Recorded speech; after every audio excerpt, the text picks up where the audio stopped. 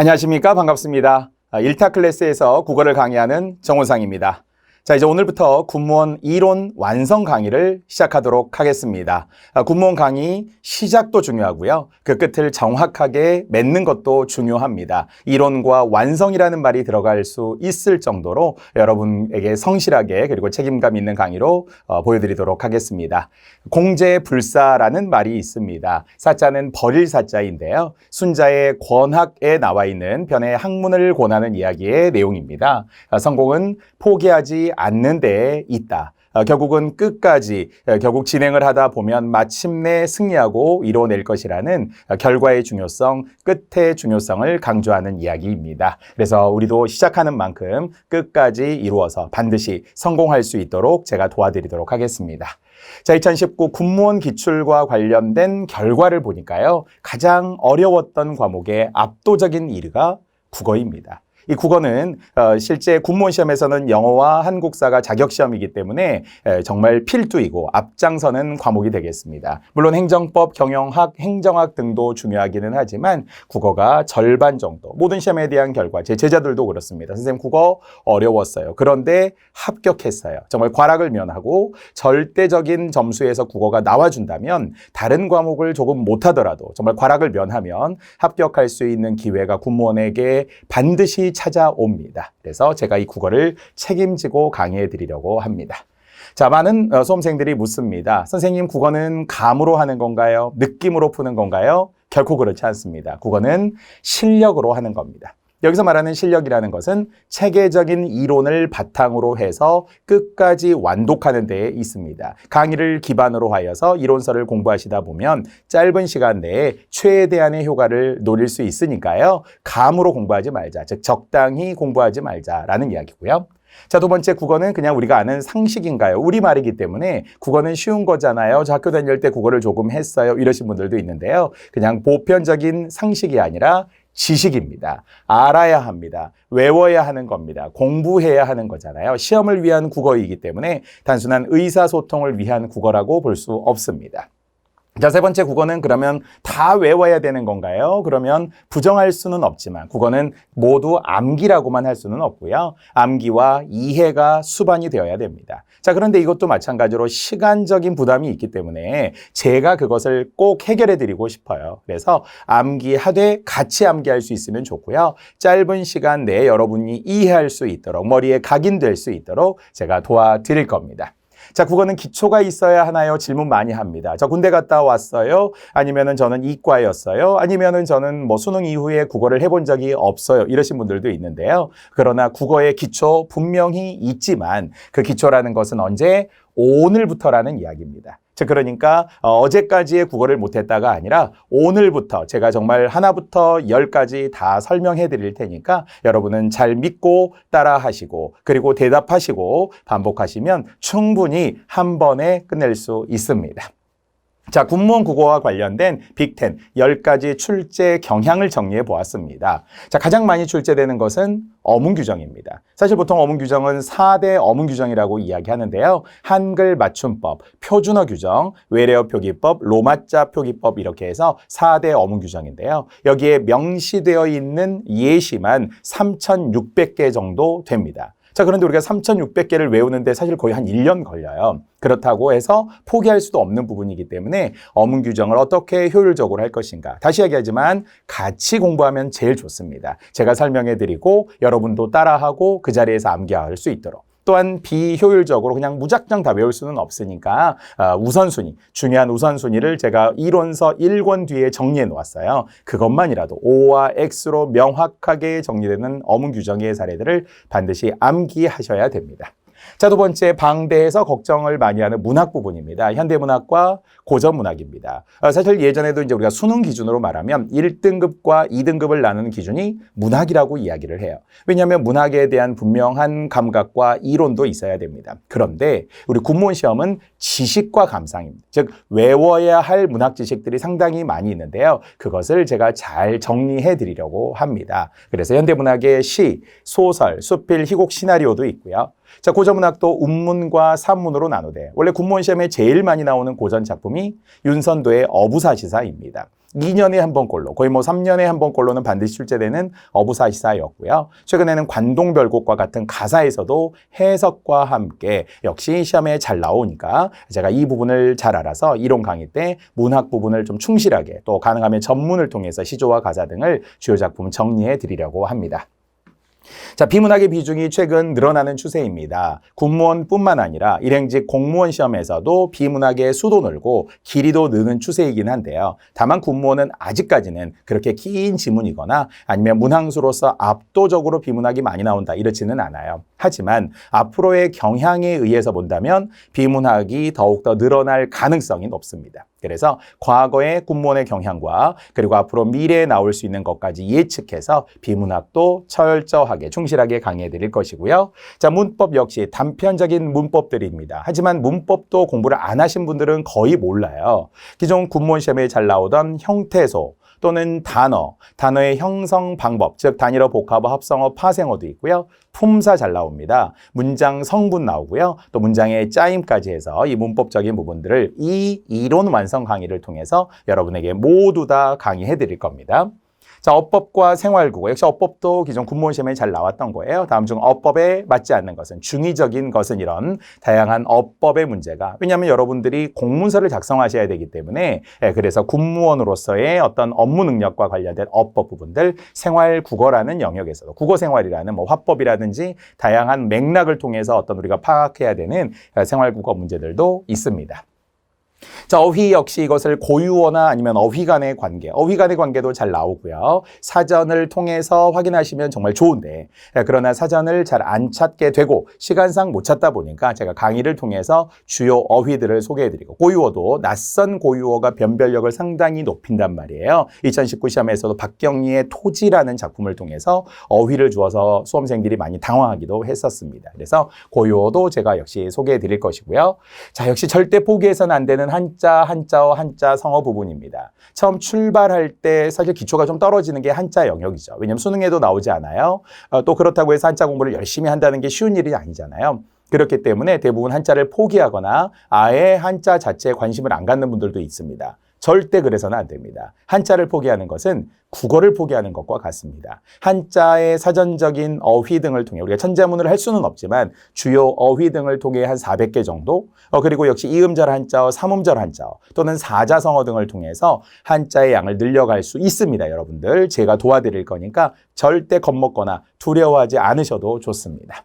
자, 또 고전 문법도 역시 많이 나올 때는 2문제씩 나오던데요. 훈민정음과 관련된 제자 원리 또는 훈민정음의 여러 체계들 그리고 세종호재의 훈민정음이나 용비어천과 같은 해석 부분들까지도 역시 공부하셔야 됩니다.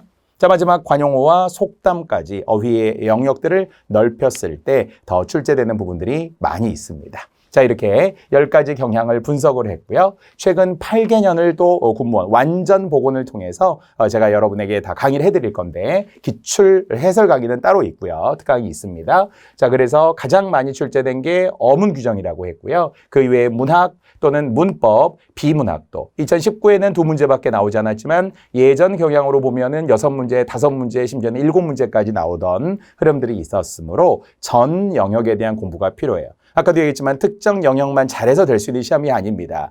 저는 비문학은 잘하는데 뭐 한자를 못해요. 그러면 안 된다는 이야기죠. 그렇다고 해서 과락을 면할 점수만 받는다. 그렇지 않잖아요. 국어가 앞장서야 되는 과목입니다. 가장 시험을 잘 봐야 되고 국어 덕분에 합격했다라는 말을 제가 듣고 싶습니다. 그렇게 제가 해드릴 겁니다. 그래서 이렇게 전 영역에 대한 어느 빠지는 게 없이 어떨 때는 안 나올 때도 있긴 합니다만은 한 문제, 2문제씩 꼬박꼬박 다양하게 출제되는 경향을 확인할 수 있고요. 그리하여서 가장 많이 출제된 어문 규정이 압도적으로 많고요. 역시 문학과 비문학, 문법 등등의 순서로 가장 많이 출제되는 군무원의 시험들을 제가 이렇게 표로도 분석해 보았습니다. 자, 이제 군무원 국어의 출제 경향을 한번 살펴볼 건데요. 자, 아까 어문 규정이 제일 많이 나온다고 그랬죠. 자, 그런데 다행히 어문 규정 중에서도 상식적인 어문 규정에서 지금 90% 정도 출제되었습니다. 물론 상식적이라는 것도 공부를 해야 상식이죠. 모르면 지식이고요. 공부를 하면 상식이 됩니다. 그래서 어문 규정에 명시되어 있는 사례들에서 거의 출제된다는 거예요. 이것이 이제 군무원 시험과 약간 비슷한 패턴이 어떤 시험이냐면 소방직 시험과 약간 비슷하고요. 그리고 경찰직 시험과 비슷합니다. 그것이 바로 어문규정이나 기초문법 같은 데서 많이 출제되기 때문이니까요. 여러분이 군무원 시험만 또 대비하더라도 다양한 문제들을 풀어보는 건 좋은데 그것을 제가 많이 보여드리고 소개해 드릴 겁니다. 자, 추가적인 낯선 어문 규정도 공부해야 합니다. 그래서 제가 이론서에도 보면 1권 제일 뒤에는 낯선 어문 규정을 제가 1510개, 총 통틀어서 1510개를 넣어드리고 시험에 기존에 거의 나오지 않은 것들까지도 O와 X로 명확하게 구분해 놓았으니까 공부하시기 아주 편할 겁니다. 자, 그럼 우리가 문학의 중요성 분명히 강조했는데요. 방대하긴 하지만 문학의 지식, 주로 이제 우리 군무원 시험에서는 표현 방법 같은 거, 역설법, 반어법, 은유법, 직유법 이런 표현법들에 대한 지식들도 잘 나오고요. 그리고 낯선 작품들을 통해서도 감상으로 출제됩니다. 자, 비문학 길이가 전반적으로 좀 길어지는 추세이기 때문에 문항수도 많아지고요. 그래서 비문학도 결코 소홀히해서는 안 됩니다. 자, 그 외에도 문법과 어휘, 한자는 선택이 아니라는 것, 한자는 필수라는 것 꼭 아시기 바랍니다. 자, 최근 5개년 국어시험의 빈출 키워드를 제가 정리를 해보니까요. 군무원만의 특이한 문제가 있어요. 물론 애국가 1, 2, 3, 4절 면접에도 잘 활용이 되긴 합니다만은 괄호 넣기 같은 것도 나오더라는 거예요. 그래서 흔히 우리가 2절에 남산 위에 저소나무라든지 3절에 가을 하늘 공활 한대라든지 또는 4절에 이 기상과 이 마음으로라든지 이렇게 우리가 1, 2, 3, 4절에 각각에 들어있는 후렴구와 맞춤법들 어문 규정 포함하여서 의미까지 살펴주시고요. 지엽적인 문제들도 나오더라는 겁니다. 자, 또 문학 지식을 묻는 문제, 아까도 했지만 표현법, 심지어는 시를 주고 괄호 넣기 같은 거, 소설의 어떤 어휘에 괄호 넣기, 이런 괄호에 대한 지식을 주니까요. 우리는 사실 100점을 받으면 당연히 좋죠. 하지만 100점이 아니더라도 합격하시는 분들 엄청 많습니다, 여러분들. 각 과목에서 과락만 면한다면. 그래도 국어를 거듭 고득점으로 받아야 되는 거니까 제가 이런 세부적인 것까지도 언급해드리고 있고요. 자, 비문학도 주제나 순서나 일치, 최근에는 추론 문제들까지도 나오고 있는 추세라서 비문학도 분명히 요령이 있습니다. 비문학 시간을 줄일 수 있는 기술이 있습니다. 논리가 필요합니다. 이런 것들을 제가 강의를 통해 보여드릴 겁니다. 자, 단편적인 문법 문제, 즉 다른 시험과 달리 군무원은 25문제이다 보니까 시간 내에 해결하는 부담, 그래서 문법을 굉장히 복잡하게 수능 형태처럼 보기를 많이 주면서 보기에 일일이 대응시키는 그런 문제들보다는 짧게 단편적인 문법 문제가 많은 편입니다. 보기와 제시문이 거의 없고요. 아까 얘기했지만 한자는 문항수로 보면은 적어도 한 문제, 한자성어 포함하면 2문제, 3문제까지 나오는 영역이라서 변별력이 매우 큰데요. 절대 포기할 수 없는 부분이니까 도금과 표기, 한자어 400이라는 게 있습니다. 한자성어 400이라는 것도 있어요. 우리 이론서에 잘 녹아들어 있으니까요. 중요한 것 우선순위로 제가 보여드릴 겁니다. 자, 군무원 국어시험만을 위한 약속을 드리려고 합니다. 첫 번째, 군무원 시험에 적합한 체계적인 이론입니다. 이 강의는 철저히 군무원에 맞는 이론 강의입니다. 물론 일행직 학생들이 들어도 좋지만 군무원에 적합한 강의를 제가 하고 있고요. 자, 두 번째, 문법, 어문규정, 문학, 비문학 등 전 범위를 강의하려고 합니다. 다른 선생님들을 보니까 문학은 빼고 강의라거나 비문학을 안 한다거나 이렇게 어떤 부분만 강의할 수 있는데요. 그렇지 않습니다. 충분한 강좌 수를 통해서 전 범위를 통해 한 번에 끝낼 수 있도록 강의해 드릴 것이고요. 자, 세 번째, 최근 군무원 시험에 잘 나오는 부분, 아까도 얘기했지만 어문 규정이 중요하다 그러면 그 중요한 부분을 조금 더 강의해 드리고 또 심지어는 띄어쓰기 같은 경우 2문제씩이나 나오고 있으니까 띄어쓰기 부분들도 강화해서 군무원 시험에 맞는 강의를 해 드릴 거고요.